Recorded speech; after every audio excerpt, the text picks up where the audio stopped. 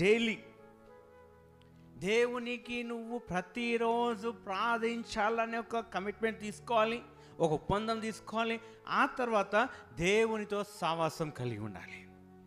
ఎప్పుడైతే నువ్వు దేవుని యందు సహవాసం కలిగి ఉంటావో అప్పుడు నీకు ఏ ప్రమాదం రాకుండా ఎవరు చూసుకుంటారో? దేవుడు చూసుకుంటాడు.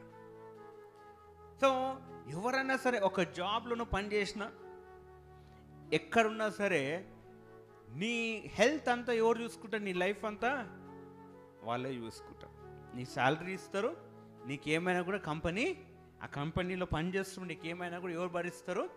కంపెనీ భరిస్తారు.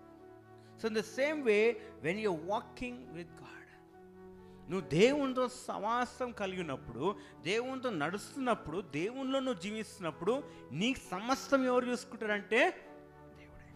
ఒక మానవుడు నీ కంపెనీలో పనిచేస్తున్నందుకే నేను చూసుకున్నప్పుడు, నిన్ను సృష్టించిన సృష్టికర్త, నీకు ఊపిరిచ్చిన దేవుడు, ఆయన నిన్ను చూసుకోవడం, ఆయనతో సమాసం కలిపితే, నీ సమయమైన కేటాయిస్తే నీకు సమస్తమైన చూసుకుంటాడు. సో